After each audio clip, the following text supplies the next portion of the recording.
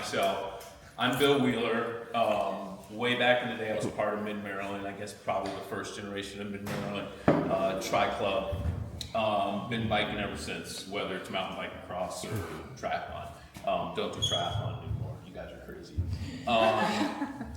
And I'm retired, work in a bike shop, this shop, but the one in Elk Ridge, and I help people with bikes all day, and it's fun. It's my dream job. So what we're gonna do today is go over some bike stuff. We'll get as detailed as we need to get based on your questions. We're gonna go over the what, why, and how to clean bikes, why you wanna do it, how you wanna do it, and how to fix bikes. So that's my background in a quick nutshell of who I am on biking.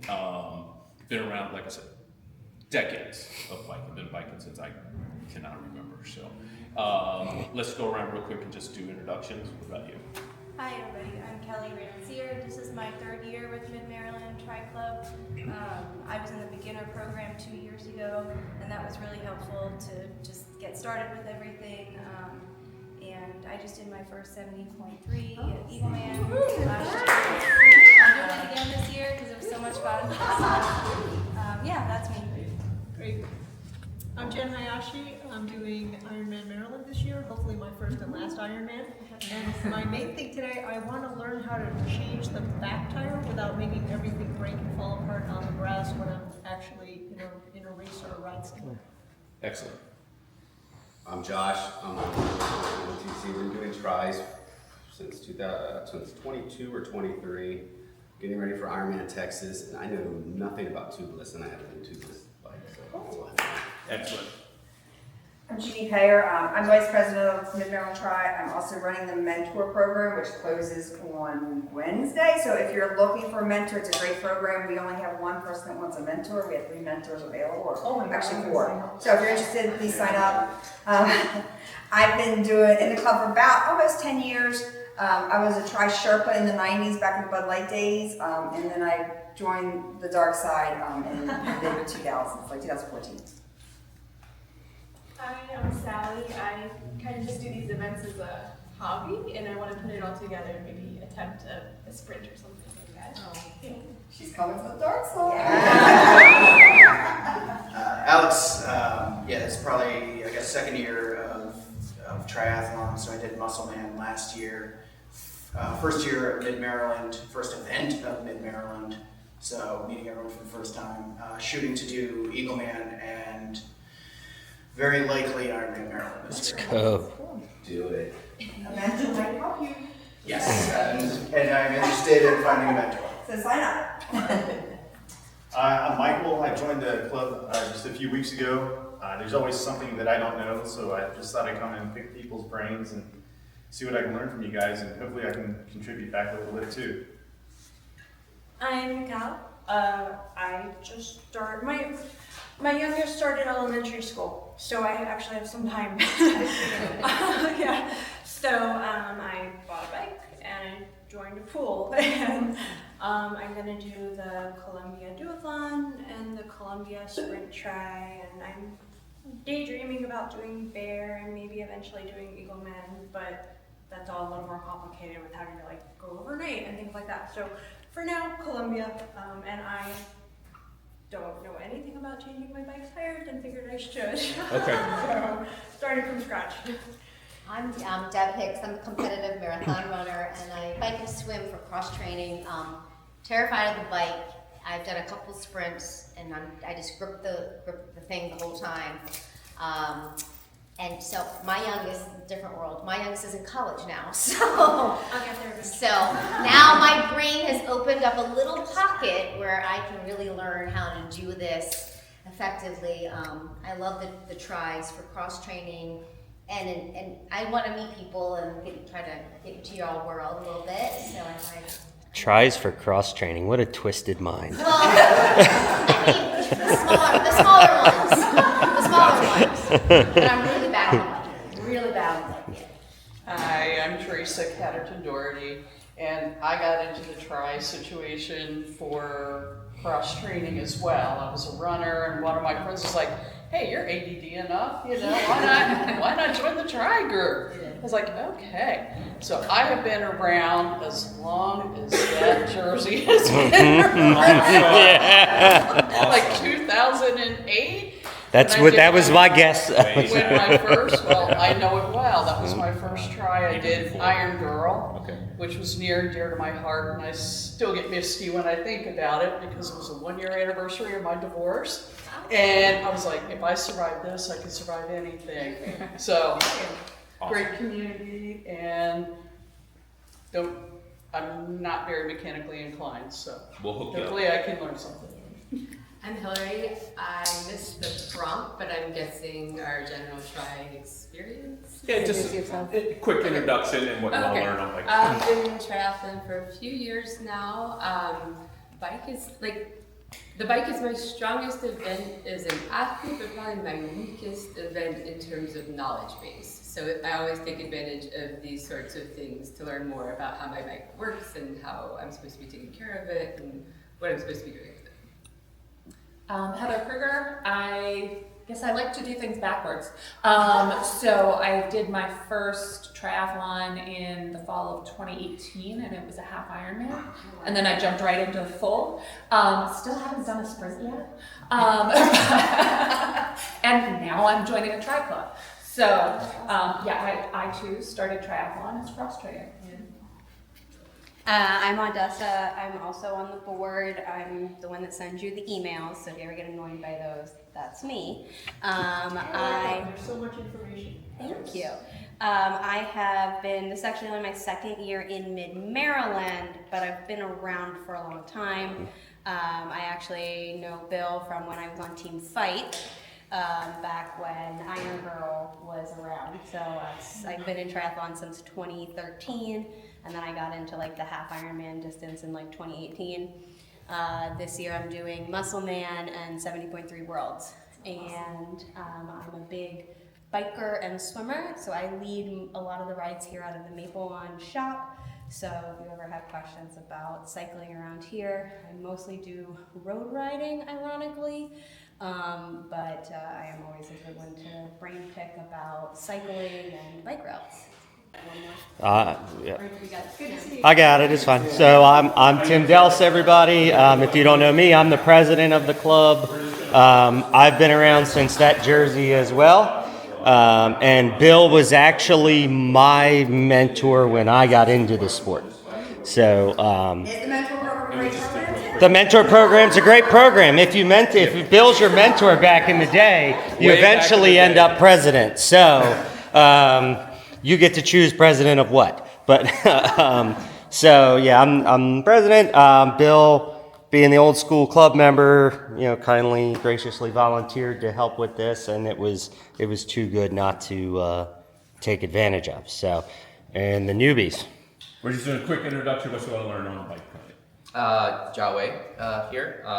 So actually, I'm here specifically for the bar tape. He's buying bar tape. And I'm gonna wrap it myself. Okay. All right. We can go over a little bit of that. All right. You're in charge, boss. All right. Here's what we're gonna do. We're gonna go gather around back there behind that last little stand with all the water bottles on top.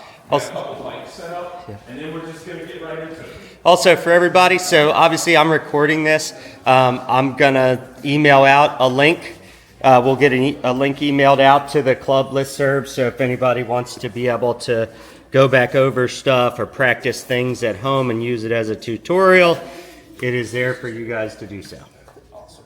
So we're going to go from the very basics, because I did hear there's some new people here. I don't know about bikes, so that's how I'm going to start this. For you guys who've been in the bike, some of it might be repetition, maybe not. But that's where I want to start. First thing that I always want people to understand is, okay, I'm on a bike. I don't care if your bike is lightweight, aero, or anything. If it's non-functional, you're going nowhere. Zero. So what I like to do, start out with, okay, what should I carry on a bike? What's the minimum I need to carry on a bike so I can save myself from a flat? So I'm going to go in my bike bag and just show you guys real quick what a minimum is. You would need some tire levers, probably. I know someone here has a bike where we can't hardly get tires off. Who was that? Yes. We'll get more into that at a later date, in here. So tire levers. You're gonna need some type of pump. You don't have to get an electric pump. I'm like a technology knucklehead. I love the electric stuff. So this has like a pressure meter on it. I can set it, I can pump up my tires electronically with this pump. It's battery Can you operated give and us, chargeable. does it work well? Because I've seen them, and I'm always a little. I have one. I'm a convert. I really Okay. do. I'm a total convert. You just But- put that on the tire thing? You absolutely do. I'll show you how to do it Okay. during the clinic. Does it give you a number? It sure does. You can set the pressure and it cuts off when it hits that pressure. That's definitely recommended, something like that. And you can fly with I it. want to say this one might have been $80, It's worth it. Peace of $90. mind. You can get them cheaper. You can get them, you don't have to get them cheaper. But You sell them here? we don't, but we can order them for you. But another thing that I want you to have, electronics always fail. Everybody knows. You have a phone die, you have a battery die. 100% recommend that people have a backup. Just a simple, everyday manual pump. So you can pump up your tire. This is just a tiny little pump. It might take me, 15 minutes to pump up a tire, but I'll be able to pump it up. This is my backup. I don't use it as a main pump. And I keep it taped to my frame, rubber banded to my frame. Another thing you're gonna need in your bike, so remember pump, tire levers. Another thing that you're gonna need at a minimum is an extra tube. And I don't care if you ride tubeless or not, even if you ride tubeless, carry an extra tube. This is known as a TPU tube. It's super lightweight, you can just pass it around. It's super lightweight, so it saves some space and weight on your bike, but you don't have to do that. Those are fairly expensive too, but you don't need that. You just need a tube, and you need a tube that's gonna be the right size for your tire, and we'll talk about that too. They have different sizes, different wheel diameters. Hopefully everyone here is probably running a 700C tire. Wheels this big. Sometimes back in the day, for smaller folks, they created a 650C tire, which is just a smaller diameter wheel.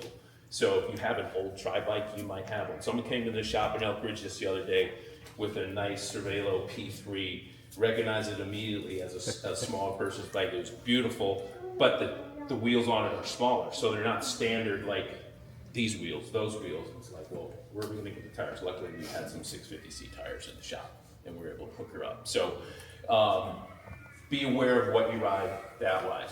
So tire levers, tube, pump, electronic, or good old manual pump. You'll need that. If your pump fails, a lot of people also use CO2, which is awesome as well. A CO2 cartridge. Tim will get that out. While he's getting it out, go ahead, Josh. I think it was Josh. Yes, sir. Yeah. How long does it take for that electric to work? CO2 is pretty quick. If my tire is completely flat and I set it to 60 PSI, it'll take me 30 seconds to pump it up. And these things are, they're noisy, but they work really quick and really well. I keep one on my mountain bike. And you don't gotta worry about them freezing to your valve stem either. Or making your gears too. There was a guy at Maryland. That too, Used it or like 30 just times. blowing I don't know one what he off, was having doing, the but pin you know, fail. and really- You don't have to worry about any. I've had the pin break off when I went to tighten the head down to puncture CO2s. Huh? Do you carry electric? I do. Not in this one because this is just my lightweight kit, but yeah, I have a Silca one which costs more and they're definitely not needed, but they're nice. Another thing, go ahead. CO2, so I was out on a ride with 3 guys. We got flat in the first 5 minutes. The first CO2 cartridges were duds. Nothing came out of it. What's going on there? You know what? I don't know for sure in your situation, but That's why you carry multiples. You do carry multiples, but sometimes on the CO2, depending on the chuck you use, the chuck is what you put on here so the CO2 can come out and into your tire. Sometimes people use half the CO2 on that chuck and put it back in their bag. These things are not perfectly sealed. So over time, if you used half of it one day, you might come back tomorrow on your bike and this thing's completely dead. because it's not meant to be stored that way. They're honestly meant for, you open them up, they're one use items. If you have to use them twice, maybe use them twice a day. So that could be it. It also could be the head, so there's a pin in there, right, that punctures it. Yeah. Those wear out over time. Uh-huh. And so if this is thick, the ones that you start with are thick and you have a worn out pin, it actually won't puncture it all the way. Okay, so it worked, the same pin worked on the third time. Yeah, So but I it think could- it just leaked out is my guess. That's possible. Okay. And maybe when they did they store it with it on? Like the one I handed him? No. Okay, because I store mine on loose so Okay. that I can easily carry a second, okay. and then I just crack it. Right. Okay. Always, yeah, if you've had one for a long time, check that pin for sure. Right. Yeah. So, go ahead. Now I'm afraid of CO2, so now my only thing that I have now is a manual pump, but that makes me very slow. Right. So It's slow, but you know it's going to be there for you. Right. Absolutely agree. It is slow. And slow is not something you want when you're doing tries. I understand that. That electric one, I highly recommend. Really? That's what You can get them on Amazon pretty cheap. We can order them. The what? You guys lean towards the electric one and those carbon.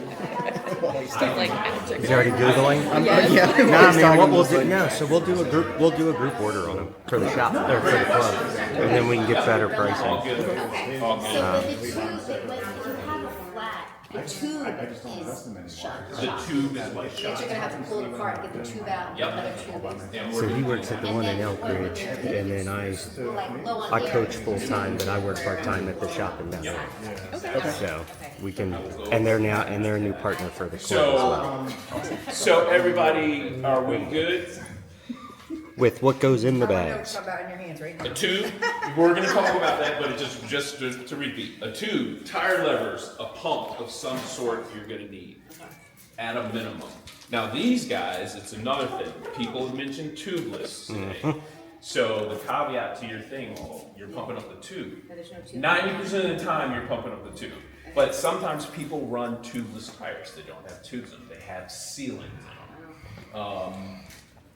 These tires are kind of like a hybrid on that. So if you have seal in your tire, the idea behind tubeless is you don't need to get a flat. Because you might leak a little air before the sealant seals the hole. Depending on how big that hole is, it doesn't always happen.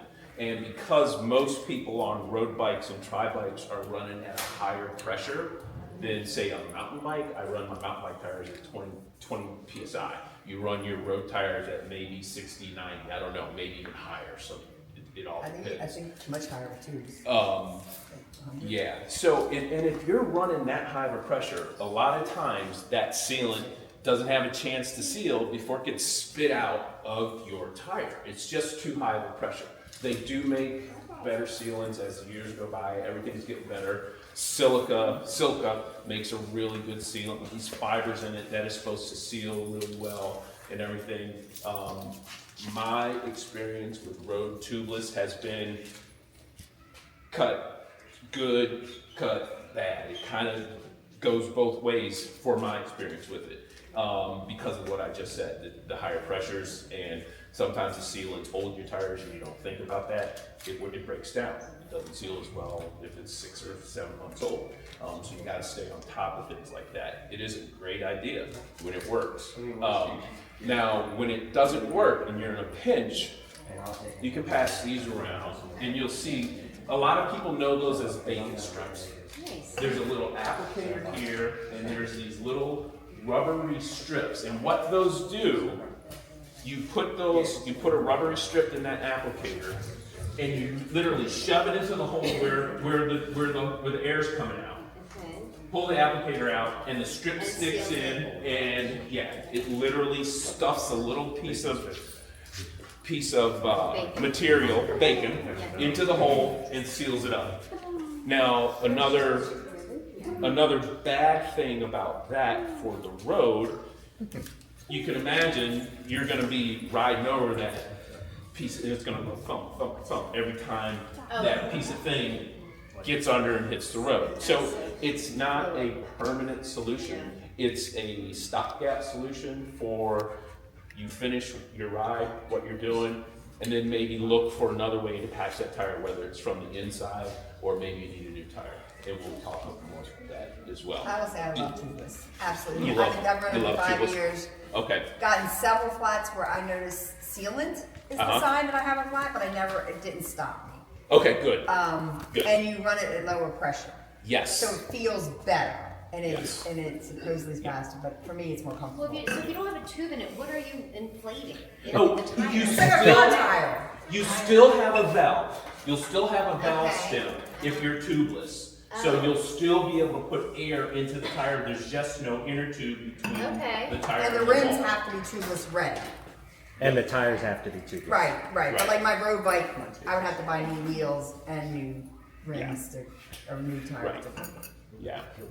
But to me, it's been wonderful. But I do worry, could I pull off big strips on the side of the road? Right. Yeah.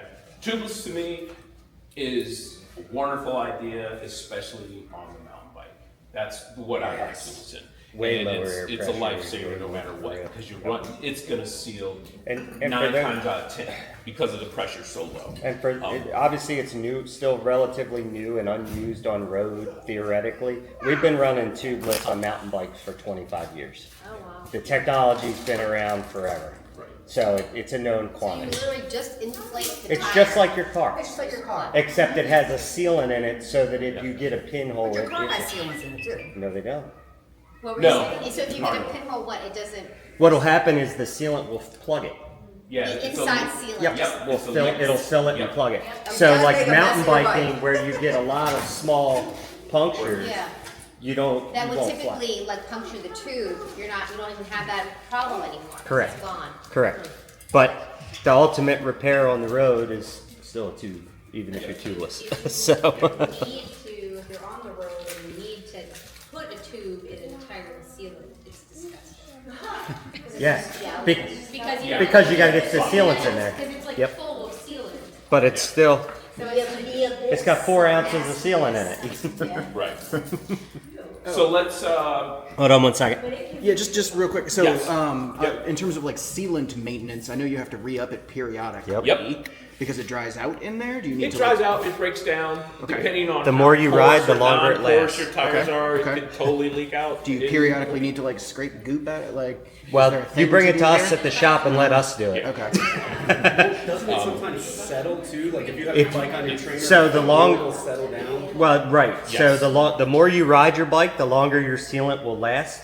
If you let your bike sit for the winter, or you see a lot of times with mountain bike guys that ride mountain bike in the winter road in the year, when they go to get on their mountain bike, it forms this big, like half a banana. That's like, and it's Yeah. just like rubbery, and we gotta, yeah. Yeah. And So it it'll is plug good to valve clean stems if you do the same thing. So if you ever store your bike, by the way, for a little while, don't store it with your valve stems down. Because when you go to inflate, it'll blow sealant back up into it, and then it can clog your valve stems. Yeah. Okay. That's another big thing with sealant. Be very careful because depending on how careful you are or uncareful you are, your valve stems can very well be clogged up with the sealant. And then you'll know because you'll be pumping your tire. It'll feel hard. Nothing's going in. It's even though your valve is open. And I was trying to show you the Now, demonstration. one question about the levers. Uh-huh. You said a lever. I've never been successful with one lever. With- I always have 2. Yeah, I carry 2, and honestly, getting a tire off a rim, it's hit and miss, and there's certain tire combinations and rim combinations that you're gonna need Hulk Hogan strength to get these tires off. I swear to you. And there's certain other tire In your combinations where if you flat on a tire, it may fall off like a loose piece of toilet paper. It literally depends on the tire and rim combination sometimes. I love to run Continental GP 5000s clinchers, not the tubeless ready ones, because the clinchers are super supple and easy to get off of the rim. That's my personal preference of tires. There's another tire brand, there's something called a Specialized Mondo, and it's Kelmy's. It's a very durable tire, and I can't get those tires. Which one's off the Honda? roads to save my life. I have to bring it in. I work in a bike shop, and I gotta bring it into a shop to have someone do it. That's embarrassing. And that's the range of things that you get with getting tires on and off rims. But we're gonna go over that. 2 tire levers is a good idea. I say lever, but I do carry 2. Okay. Yeah, I carry 2. A lot of it's also grip strength too, grip and thumb I find strength. it's easier to go around with the second one. And you don't. These are just 2 put together. Right. Yeah, super cheap. These things are, I don't know, $2 if that. You know, $1.50. I don't know. You can get a set of tires. You don't have to spend $20 on a tire lever. You see tire levers for $20, don't buy them. Get them for, like I said, cheap. They're all there is. You put them in there and you go around your tire and it debeads it from the rim. Let me slow down and stop and ask for questions that may have gone over or didn't quite cover so far. What you need to save yourself on the road. Any questions? You forgot a phone. Good one. That's not part of your bike bag. That's great. Absolutely. Because the Carry one time you forget it, it's the time Carry your phone. It may be Carry your phone. overkill, but do you carry the electric, a CO2, and a hand pump? I don't carry CO2. He carries an electric and a hand pump. I carry electric and hand pump. If Yeah. I'm racing, I carry an electric and a CO2. Yeah. Okay. Yeah. So You always carry a backup method.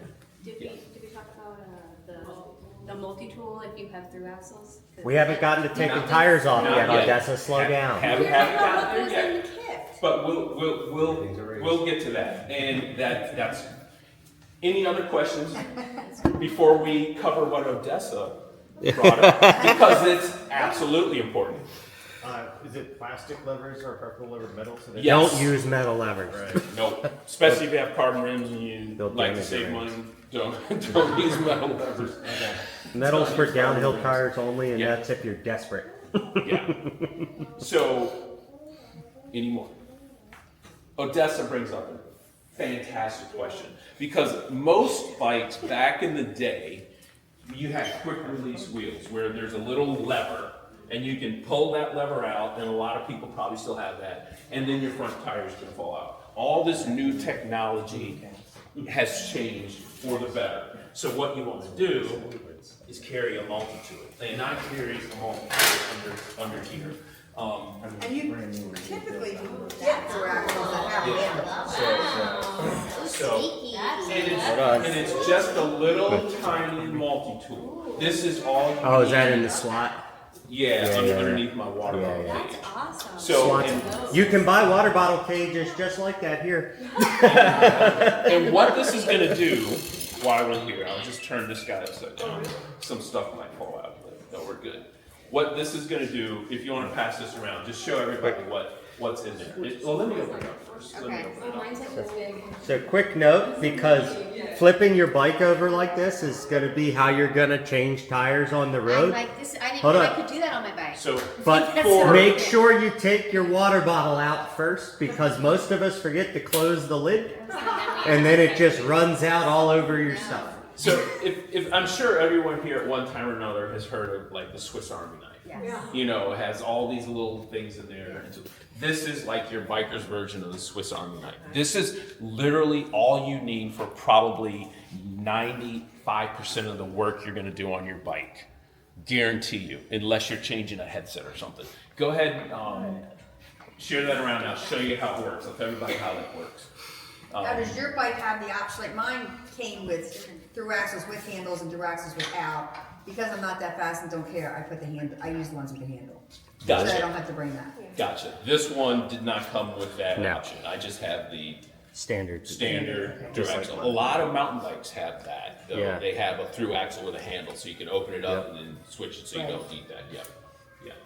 But what that multi-tool is going to do for you, I like having a small, something that you can easily carry on your person, in your pocket, in your bike bag, in this. Mine just sticks to the bottom of my water bottle cage, and it's that small. I So- like how it sticks in the bottom. Yeah, That's cool. pretty Yeah, good. Specialized calls that the SWAT system. Yeah. Yeah. I'm gonna get one for my It's son just today. super small. You You know, familiar with these? What's going on with this? I've got another question. Yes, go for it. Since the beginning of time, I've always turned my bikes upside down, just like what you did. Uh-huh. And then I bought my disc brake bike a year ago. And I randomly came across a YouTube video and it said, don't you dare put a disc brake bike upside down when you're changing the tires because an air bubble could. And I did it. I was like, well, it still works. If you already have an air bubble in the system. Yeah, if it's a closed system. You're not gonna. I would. My retort to that would be, okay, that's a fine idea, but Tim got on it. If your bike and your brakes are set up properly, you don't have air in the system. Okay. You don't have air bubbles And in it's the sealed. system, and you should. If you do, there's a problem. It's already a problem. And it should be looked at. Your brakes need to be bled. Same thing as your car. If anyone's familiar with how car brakes are hydraulic brakes, there are no bubbles in that brake fluid in your car. It's a completely hydraulic system.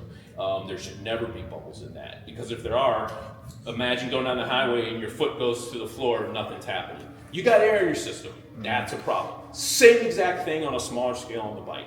Okay. If you're squeezing your lever and it goes all the way to your bar and you're not stopping, you got air in your system, and that's the problem, not turning your bike upside down. Okay. But there is something to be very careful about when you do have hydraulic brakes and you turn your bike upside down. And I'll go on that as soon as I take off the wheel. So back to Odessa's point, now that most bikes come with these skewers that aren't quick releases anymore, you need a multi-tool to take your wheels off. I like the system much better. And a quick way to understand how to do this, if you haven't ever heard this term, it should apply. Right to tight, left to loosey. So counterclockwise is gonna loosen up my wheel. And this thing just backs out. Once this axle backs out, tire just pops right off. Now, here's the problem. A lot of people still aren't running disc brakes, still aren't, necessarily using true axles. You still have the rim brakes. There's a lot of beautiful, awesome, high-tech tri-bikes out there that I wouldn't sell if I had one, that don't have disc brakes. Mine. They still have these hidden rim brakes, sometimes behind here, sometimes down here. If you have one of those types of bikes, before you take the wheel off, what you may have to do is open up the brake calipers. I wish we had one that I could show you exactly what I meant. With a flip lever. But a lot of times what will happen on bikes that are non-disc brakes, whoever's giant this is. there's going to be... Is that yours? Yeah, Yours you can is use red. it. Yeah. Does that? Mike's is red. Can you just roll it around for me, real quick? Just roll it around for me. And I'll just to show people what I mean. Yeah. Beautiful. It's Shimano, so you got flip lever. Awesome. So this is what I mean. This lever here. Watch what happens when I push this lever down. It opened up these brakes so the front tire can come out. So that's what these rim brakes, that's what this lever here is for. Locks into place and then open it up. And then that's really the only difference that you have to worry about. And here's his quick release through axle. This has a lever on it. I think you were talking about the lever. So this has a lever. You undo that and round it out. Well, that's a quick release. My through axle. Left, yeah. Okay, yeah, that's just a quick release. Some through axles have this, and you still have to left to loosey. Right. Yeah. So that's the quick difference. If you can take this back. Now, back to taking a wheel off of a hydraulic disc brake bike. Once the wheel's off, you gotta be, if it's the only thing you learned today, do not squeeze the brakes once you take the tire off. Because what happens is, I'll show you. We got a spreader back here? Yeah, I'm sure we do. Let's get a spreader. Let's get a spreader. I'll show you. Thanks. Yeah. So if we hit my brakes while my Hold on, wheel's hold on. off, what normally goes in between here is my rotor. Is my rotor goes in between the two disc pads, the two brake pads. just like in your car. You have calipers and they push the pads onto the rotor. Same thing, smaller level. If you're on the road and you take your wheel off, if you're on the trail and you take your wheel off and you squeeze the brakes. Wrong one. These levers, these brake calipers will squeeze in, and if you squeeze them in tight enough, they won't fully come back out. And if they don't come back out, guess what? You can't put your wheel back on. So, of course, I never carry a disc brake spanner with me on the bike, but in a pinch, you could use your multi-tool. You could use the screwdriver in your multi-tool to shove it in here.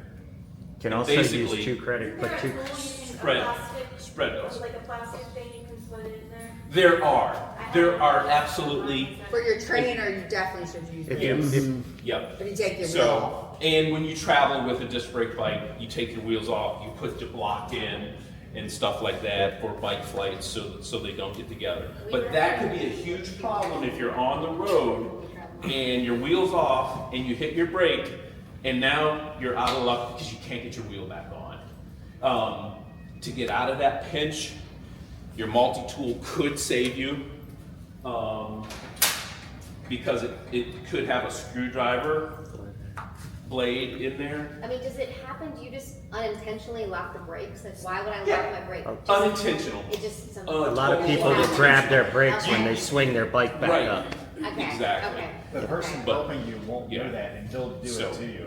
So they're just like taking the bike over and they're gripping. Yep. it? Right. They'll try to help you, and they'll do that. Like, It can happen, Okay. and it has happened. And So you're not that's thinking either. You're just like, what about? I gotta do this stuff. And then they squeeze them and they're locked. Yep. Okay. So that's one of the things to beware of. Beware of when you have a hydraulic brake to get that.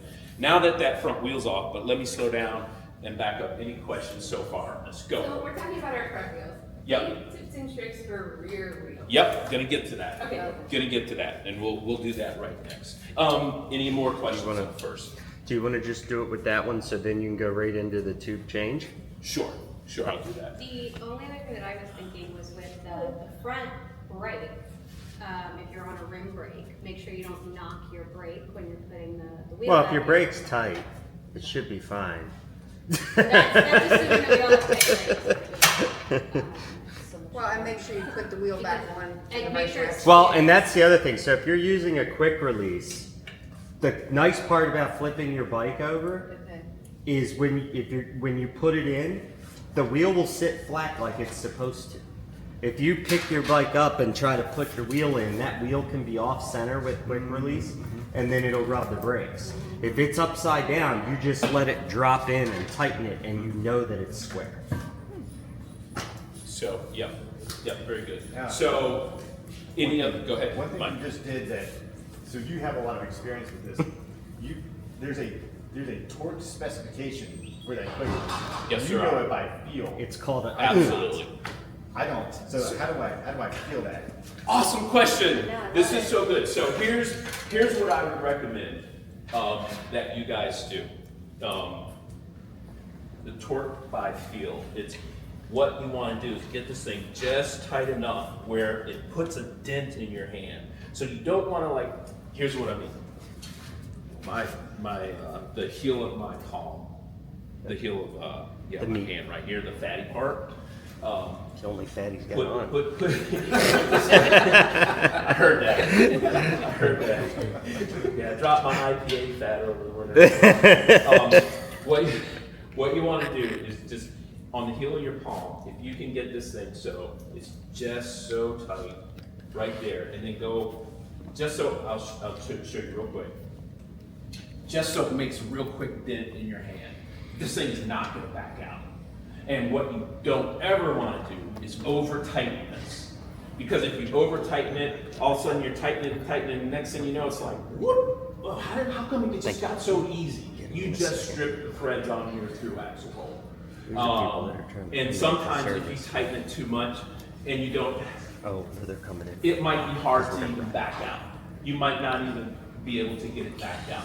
So just enough pressure to get that meaty part to make an indentation on your palm. And then that is pretty much 99% gonna be torqued to spec. Don't want to over tighten them. Questions on that real quick? Okay. Yeah. Last thing we want to do is over tighten those quick things. Hey there, how you doing? So a lot of questions on the back wheel. A lot of people have like the back wheel phobia, which is really it's not much different than the front. We just got one little item to overcome, and that's the chain. I'm gonna. One pesky little thing that you remember to do. It's down as far as it's gonna go because I don't have auto shift on. Okay. Because okay. I'm a real man. You're you're small. And I'm in the small, yeah. Okay. Can I put it? You can do whatever you want. You're in charge. I want to put it in the big. And then Look at that smooth drop it. shift. It's almost like I work in a bike shop. So here's what I did, guys. When you're changing a rear tire, if you have to take your rear tire off, and I'll tell you the why in a minute, but what I want you to do is put it in the gear, your smallest gear down here, the smallest one. Whatever you do, manual shifting, whatever, making sure you're in the smallest cog down there, your hardest, most resistant cog. And I'll tell you why as soon as we get into flipping this puppy upside down and taking it off.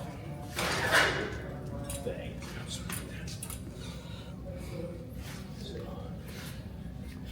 So let me show you some other things first before I take this off. How a rear derailleur works. A lot of people are, it's kind of a mystery for the rear derailleur. These things are built with springs to flex. If you want to come around this way, you guys over there, come on over this way, so you can see this. Come on through. You guys can I want feel everybody free to see cross the this camera as long as we're and clear when he realize does it. that this is the way things are supposed to work, and nothing is getting broken when you do this. You can take your thumb on most bikes and you can push this back like that. See that flex in here?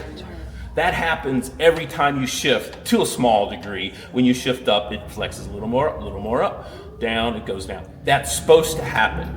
Now, remember that, because this is gonna be key to getting this rear wheel on and off. And look how easy it is. Put your thumb on this part and just push it. Look how super simple. You don't even need to touch your chain. All right? Super simple. Can I push it? Yeah, absolutely. See how easy it is to do it. That's a great question. Hands on. Yep. Yep. And you can use your hand too. The other thing you can do, yeah, so you can even put a hand here and just. Should you carry gloves in your kit too? Yeah, you can. If you don't just want, lick your fingers afterwards. If you don't want, well, here's the thing. It helps with cramping.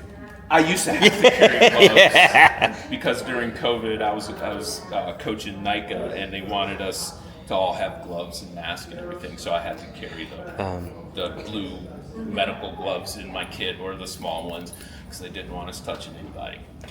So yeah. The cool thing is they also make these really small wipes that are designed to fit in your bike bag too.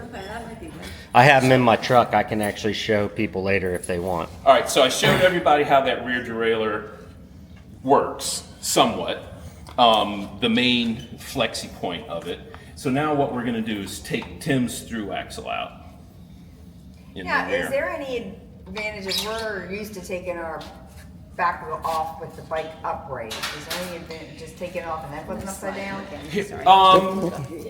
I mean, we're going off the trainer every week, so you're used to. Right, so you're used to I've got do that that. hand movement down.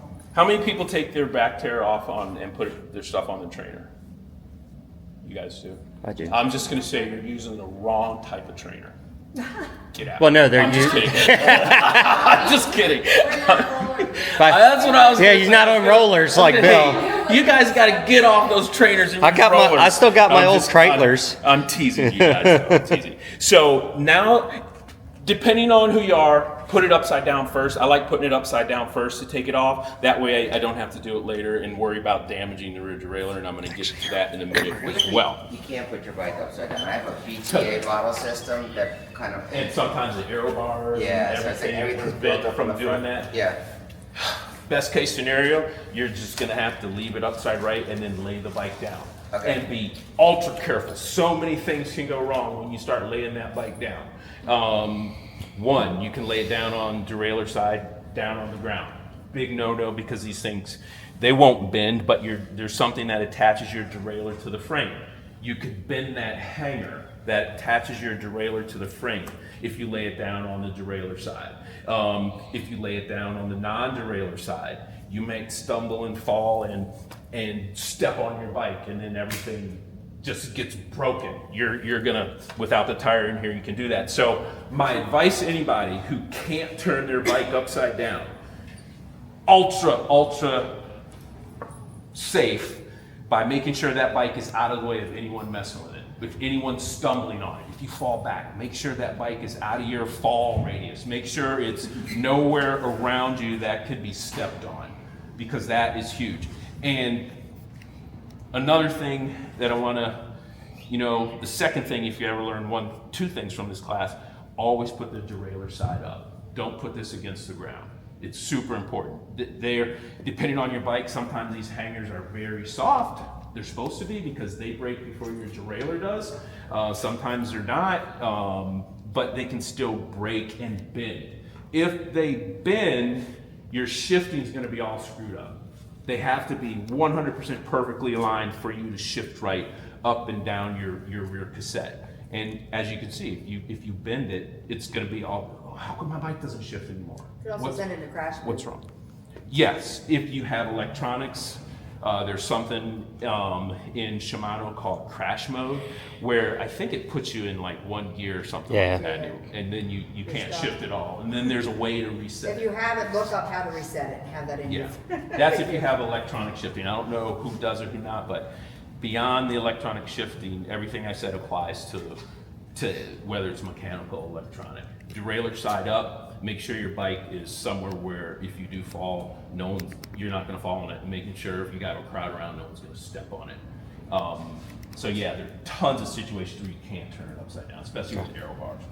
So, but now that we got this out, and depending on who you are, your chain may be clean, your chain may be dirty, but you don't even have to touch the chain when you take this rear wheel off if you remember how this derailleur flexes. Just bend it back, pull this wheel out, and the wheel comes out. And it's literally no fuss, no muss.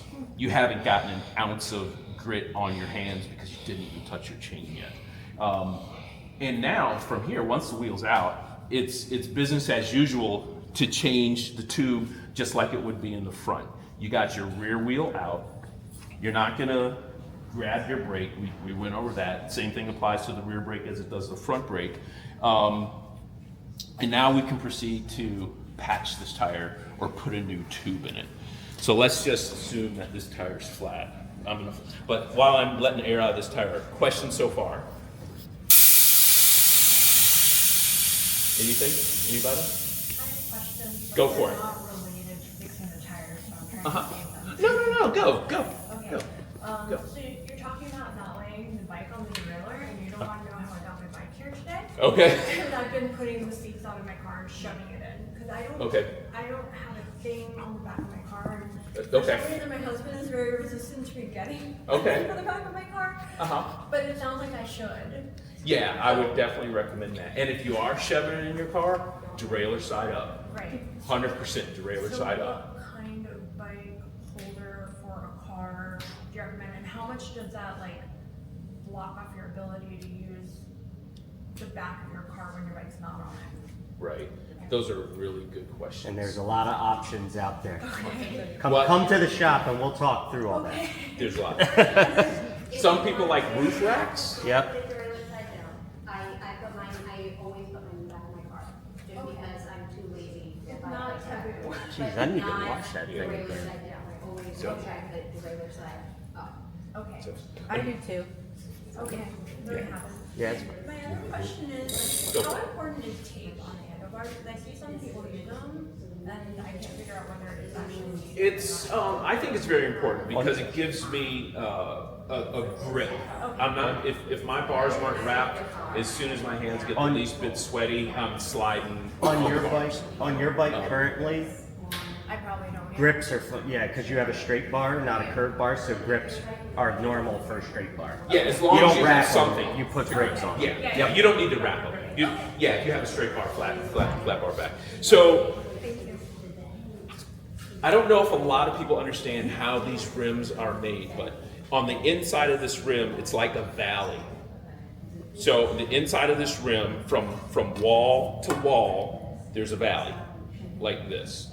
When you need to change a tire, what you want to do is squeeze your tire, and you're going to see how it dips into the valley of the rim. The reason that this is important, because that gives the tire room to move. When I say room to move, if the tire isn't down into that valley of the rim, there's more pressure on it, and it's going to be hard to get out. When I say more pressure on it, there's tension. You've actually stretched the tire to stay on the rim. Once you put these tires, and it's easy to do. All I'm doing here is taking my thumbs. So something you would use the lever for? And push. No, you don't need to. Use your hands use for your that. hands. It'll You be can- easier. Just and squeeze it with your hands. All I'm doing is between my thumb and my fingers, making sure that the tire. Sorry for the is dirty in, tire, Jelly. I live on a you're gravel road. All good. You're in the valley of the rim. So you're just Valley of the separating Dolls. the tire from the edge. Yes, Correct. exactly.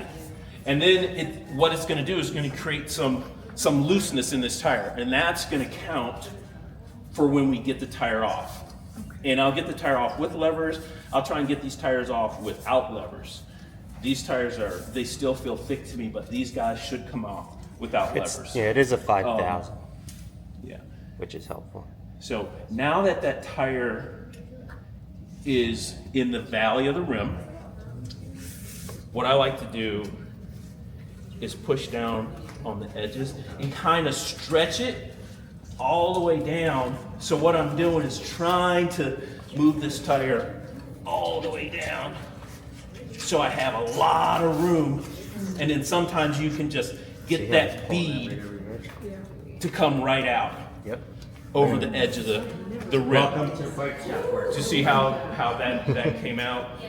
So I stretched it down, and that's another reason why I love the Continental GP5000s, because you could do that with this tire. There's so many other tires that, impossible. You're gonna need levers. They're very pliable. Yeah, they're pliable. And then once you have that, you just run your hand around the edge to debead it from the rest of it. And so if we needed to do levers, it would be the same concept, just using the levers instead Exactly. of That is The correct. exact same. I'll show you. All the way up to where you pull it off is exactly the same. Still squeeze it, still work it, because it gives, it just loosens the tire up to get so that you don't slip it. I have a quick question. You Yes. said something about. No, but so a lot of times where people talk about needing two levers, Okay. is So you you flip the said one and you lock it on the about spoke, and then you figuring out use if the other you're one to gonna try to patch go it, around. If you patch move the all tire, that patch looseness down, you can actually just There's put the both one lever situations in where you and want to patch. zip You it may with want to this patch a tube, you may want to So patch it makes a it a tire. lot easier. If you're running tubeless, I'm not. okay, I was going to say though, if you're running tubeless, remember I went over and I said you might have to Just plug put it. a little bacon Yep, strip in there. that's like a stopgap measure. Yes. Once you get home or once the next day, take that plug out, and then you can patch it from the inside, the tire itself. You know that hole you just plugged in? Yes. They have tire patches that go on the inside of your tire, not the tube. That'll plug that hole. So you How can, do you know especially if if there's a problem with the tire or the tube? great one. You gotta look, and I'll show you that. Okay. Yep, I'll show you that in a minute. But real quick, with the levers, I did it without levers first. With the levers, you want to do the exact same thing I did. Get the tire in the valley of the rim, and then put a tire lever under the piece of it. Once the tire lever is under the piece of it, you just take it around, and it just fillets it off. That's all. So you still have all to this. get that one in. No, you don't. He just left it there, but if you work that looseness down, that lever will go right in it. Right. And that's how you do it. And sometimes, again, two levers, I'll explain this, depending on your tires, what sometimes you have to do. See the hook on this side? Yeah. And there's a hook on this side, and then there's just this part that I use to go around. Sometimes what you need to do is put a lever on and hook it onto your spoke. Since this tire's already off, but you hook this lever around to your spoke, now it stays in place. Sometimes these tires are so tight. Now here's where the second lever comes in. Now that you have at least a little bit of a gap, it acts like a hand that, now you have your two other hands where you don't have to worry about holding this tire off. So now you got another lever. You can stick it in under here, and this space has already been created and it's hooked on. It ain't going anywhere because it's trapped onto your bike like that. Yeah, And the spoke. And then you can go around with the other lever and go down. Sometimes tires are so bad, you need to hook two levers onto your spoke and use a third to go around. But it like I said, it depends on the tire. But And that lever's facing out. It just doesn't look like a loop. yes, On this one, not that one, the other one that you're going around with. That's You what I turn it- have. I'll yeah, show you so on it's mine. out, yeah, and Yep. then you And we push get- it yeah, we the get other that way for when you're sure. going, yeah. yeah. For when you have to remount a tire, absolutely. Another good question. I'm going to go over that when we remount it. That's a good way. I'm going to pass the 15-minute break. 15-minute break. No warning. 15-minute warning. Okay. Because we got to So- ride in 30. Gotcha. Okay. So now that we got this off, what we would do, you bring up a really good question. Well, where's your hole? What do I need to patch? Well, hopefully you're not in a situation where you're going to patch a tube on the side of the road. You're going to replace it. All right. So that's why you carry an extra tube with you. So, but what I want you to do, if you take out a tube, don't just put the next tube in here and expect everything to be okay. Here's where you're gonna search for the holes, and the best way to search for the hole, I had a little incident the other day. I have an actual square of like an old dish rag. Okay. Because it'll snag, and it won't snag your hand. Yeah, I snagged my hand the other day. Yep. And yeah, I got a nice little paper cut little cotton or from something, doing this. 'cause it'll But just what you want to do, take a finger, gently run it around the inside of your tire. All I'm doing is taking this finger to see if I can feel any type of object that's embedded in it. So maybe there's a tiny piece of glass, maybe there's a little nail or something, but do it slow and make sure you go all the way around to make sure that nothing is still embedded in the tire. If you don't do that and you just stuff another tube in there, if there's something still embedded in that tire, you're just gonna get another flat as soon as you put air in it. Are you putting the patch over top of whatever's stuck in that thing, or are you trying to remove that nail? No, you want to take anything out. Yeah, if there's an object, Patch it. I'm trying to remove it. I'm trying to find it and remove it. Okay. And it should be, if you do find something stuck, it's usually pretty easy to remove. Sometimes you can pinch the rubber like this and pull it out from this side. Depending on if it's a nail, you can pull it out through the tire. Could it happen that it just goes through that tire but doesn't puncture the tube at all? That's most common. That's most time. Yeah, that happens a So lot. the tube would be fine. It's No, just- the tube's still done. No, she's saying if it's like halfway through, If it it's doesn't. just in the tread of the tire, not the tube, No, your typically- tube would be fine, your tube is still fine. That's a true statement, but here's the thing. But you're not even going to know that. Okay. Right. But you bring up a really, really, really great point. Because as your tires get older, as they get more worn, they become more porous and they pick up grit. They pick up pieces of glass that are embedded in the tire but not in the tube. So what I recommend, after you ride every so often, inspect your tires on the outside. Because especially as much as I love the GP5000s, after a couple months on the road, they get very porous and things get embedded in here. And if you leave that shard of glass the size of a millimeter in your tire, it's eventually going to cut through and get to your tube. So find those before they happen. Inspect the tire, outer tire, and then literally just pick them out of your tire. Take one evening to go over your bike once you start cleaning them, and we'll talk about it. But we've got 15 minutes left, so let me. 10 minutes. Now you got to do it at shop speed. So what we did now, we got the tube, we got the new tube in. We're gonna put the new tube back in the tire. Always start with your valve stem. You don't want to take the tire completely off? No, you do not want to take the tire completely off, and you never need to. Real quick, guys, another good question. Guys, everybody, she had a great question. When we change a tube on a tire, you do not need to take the whole tire off. That's a waste of time. Take one half off, the tube slides out. You put this tube back in, valve stem first, embed the tube back into the valley of the rim. Remember I told you about that valley of the rim? Now that the tire's in there, now what you want to do, start from the opposite side of the valve stem, and I'll tell you why in a minute, and then start rebeading the tire. When I say rebead the tire, just start plugging it in around. Taking your thumb and your forefinger and going around. You put a little air in that inner tube? Normally I do. Yeah. Just a puff of air from my mouth. Some shape, yeah. Yep, just to give it some shape so it's not like a tapeworm. You just breathe into sitting. the stem? Yeah, absolutely. Because the Yeah. tire, the tube he's gonna put in there is gonna be flat. It's gonna Yeah. be like that one he passed around. So once I do that, the reason I start at the opposite end and go towards the valve when I'm putting it back on, most inner tubes have like a heavier area around the valve, and that will prevent the tire from actually going on. So you want to do that last. It will stretch your tire more out of the valley of the rim. So once it's in there, Hold on. Show them it. Well, you just go around with your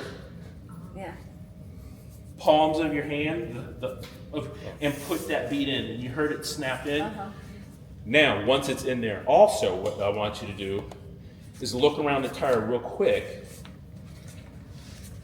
to make sure there's no parts of the tube sticking between the tire and the rim. Because once you start pumping it up, if the tube isn't seated all the way in the valley of this rim, once you start blowing it up, it could bubble out and just explode. What's that? Before you put that, well, I guess it doesn't matter. Because of the heavier material where the valve stem is, sometimes that tire will not sit all the way down in the rim. So if you take that valve stem and just push it up into the tire, like that, it'll let the tire drop back in. You'll get it out of the way basically. And then the other thing is, just like when he took it off, when you get down to the valve stem, you can't roll that over because of the tension. Do like he did to start and squeeze that tire, because sometimes part of the tire will get into the bead and it'll just add tension as you go around. So if you can't roll it over, go back and re-squeeze that tire and it'll loosen it up so that it'll roll right over, no problem. What do you set your tires at? Huh? What do you set your tires at? Those are at 90. At 90? Yeah, because I'm fat and they're 28s. What I'm gonna do is show them the pump. Yeah. Here we go. So I just turned on my pump and I have it set at 70 right now. But Tim's at 90, so I'm gonna just pump this up. Max that bad boy out. I love that pump. You have one too? So now it's set at 90 PSI. And then once this thing's pumped at 90 PSI, there's an on button here.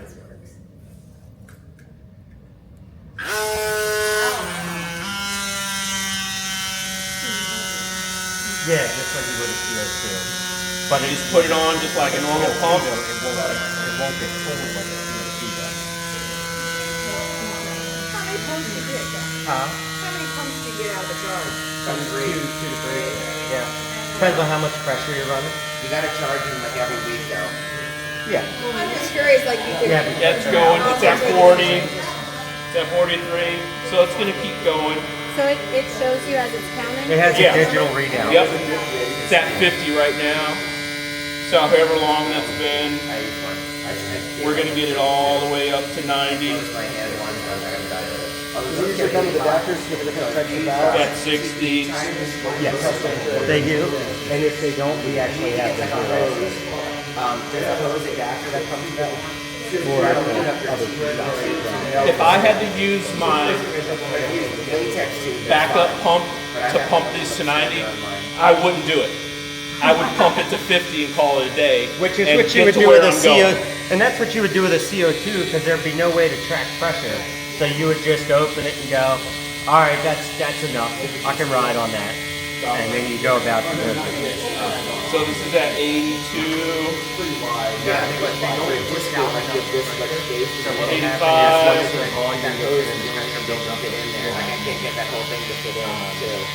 There are like 89. people talk about it, especially 90, and it cuts off. especially if you have like the So big CO2s like that's that. why I love these pumps. Yeah. You don't have to worry about anything. You go pass it around real quick. You can Yeah, see it's kind of warm. You can see it's kind of warm. So yeah, the ones with the numbers came out like You have to hold it on. -18 months. You have to hold it on. Yeah, the original ones had not a lot. Nothing, which I mean, it's super fast, and like I really for mine, I didn't even Yes. take it as like back. Yeah, I have a hose I was like, I adapter took as well. transition to put my to do tires that. in the morning. Yeah, without instead of having to bringing worry a about pump a in because you're like, So oh, that's- it's small, I can just stash it. Yeah. And that because Real then, quick like, now. I have my like. And that does get warmed up. Now to get this rear tire on, Here we go. Show. remember the derailleur trick that I showed you, how it just moves back and forth? You just put that on there. I'm gonna get in the way. I need to do this. So what you want to do, and remember how I told you to put it in the smallest cog? That's so it easily lines up. Just get the tire in there. Look, pull this back. I still haven't touched this chain not once since I've taken this out. Put this on, and it just falls right in. It just falls. Yes, it's right magic. into place. It's dark And magic. that's why people shouldn't be worried about changing a rear tire. It is literally like butter. You don't have to worry about Video it. again. So when you pull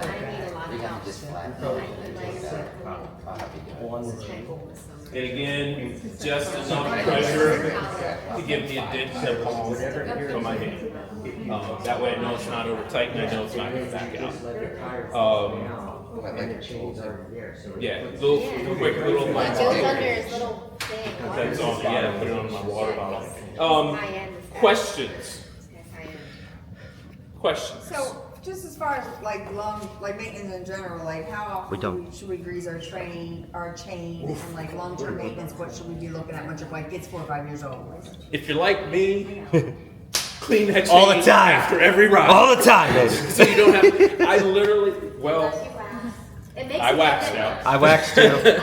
And I don't wax my legs, but I wax my chain. So what I would do, honestly, maybe every other ride, clean that chain, depending on what type of lube you use. A lot of people use grease lubes. I'll never understand that. I will say if you can stay away from grease lubes because they attract the grime and your chain will wear out a lot faster if it has grime on it if it's lube than if it's dry and it has grime on it. It's like a diamond saw cutting through your drivetrain. It loosens all that grit that is now in the oil, and now you're just grinding it into your drivetrain. So I don't recommend using oil lubes. Use a waxy type of lube if you can, and clean it every other ride if you have an aversion to cleaning it every ride. Clean it, wipe it down, wash it, and then reapply the lube. And when you say The clean night it, before you like go use out. one of those tools and clean it with the solvents? Or? You don't really need a tool. I'm telling you, as a bike shop person, not trying to say anything, you don't need a tool. You need a rag and maybe a degreaser. We don't even use those tools in the shop. But I would recommend doing that every other ride if you have an aversion to doing it every ride. Now, when you say waxy type of lube, what would be your number one recommendation? Synergy. Dipping it in the wax and doing that. Both. We have some waxy lube over there called, I think it is, yeah, Synergetic, and there's also rock and roll. There's something called rock and roll. Rock and roll gold. I love rock and roll gold. Use one of these too. I had the rock and roll. I didn't know that was waxy. Yeah, see how the bottom of this, all that in there? That's a wax. Okay. That's a wax, and you have to shake it up to make sure that that's totally dissolved. That's in what I here. use. Yeah. If you And were we- using we would oil, just could you switch to wax? Absolutely. Or would it build up? Or... Absolutely, as long as you clean your chain How off. often do you do that? What's that? How often should you put that on the chain? I personally like to clean it after every ride, and re-lube it. Yeah, so you Training do rides. like this. Oh, trainer ride. A trainer ride. So like in Well, the there's wintertime, it's no, on the trainer the ride. only thing that you're going to get on your chain on a trainer ride is sweat and salt. Wipe it down. You don't need to use as much of this if you're just on a trainer ride as you would collecting grit from the road.